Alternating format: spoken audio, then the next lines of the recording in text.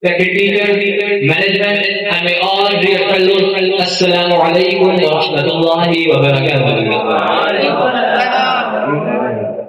My dear fellows, at the time when Islam was searching for a light in the darkness, Allah blessed Ummer with a man whose acceptance of Islam was itself an answer to the Prophet's prayer.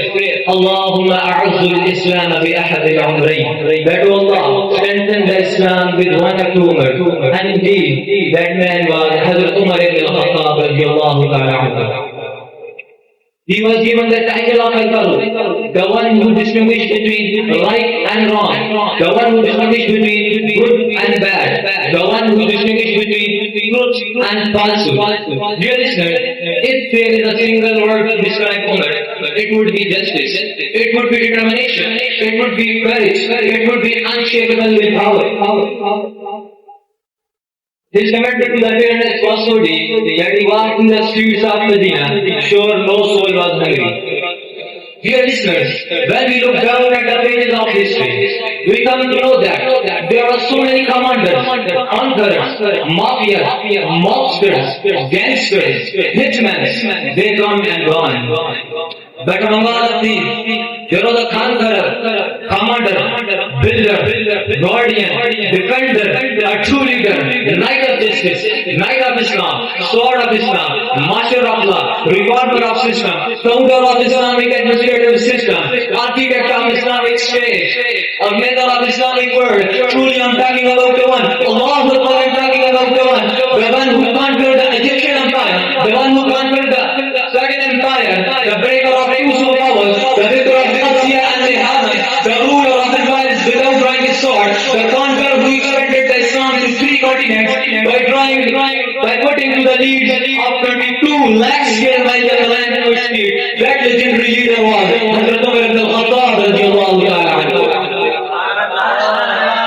Dear listeners, although Hazrat Umar Farooq radiyallahu ta'ala anhu is not mentioned by name in the Quran, but he is a man of that glory, whose suggestions are lately confirmed by revelation. Just as when he gives suggestion to make Maqam Ibrahim, a place of worship, Surah Al-Baqarah, Surah 2, verse 125, وَاتَّخِذُوا مِن مَقَامِ إِبْرَاهِيمَ مُصَلًّى revealed.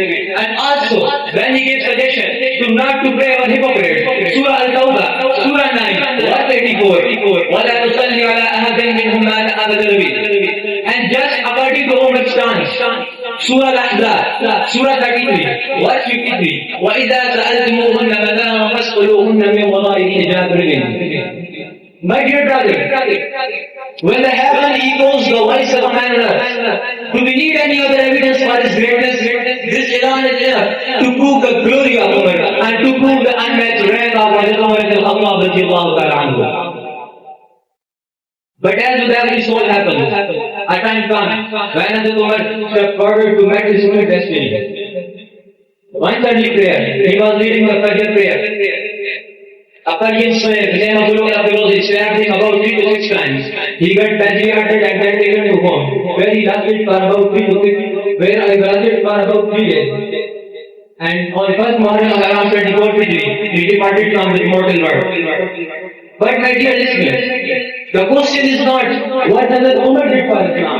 The question is that what you, what all of you have did for Islam. Where are we now today? Where is that kind of sincerity, that kind of justice, that kind of sincerity, that kind of humanity, that kind of responsibility? Where is that sense of justice? The only answer to all of these questions, the only conclusion of the answer that satisfies all these questions is that we must have to follow the teachings of Umar. We must have to follow the life of Umar. We must have to follow the light of Umar. So my dear audience,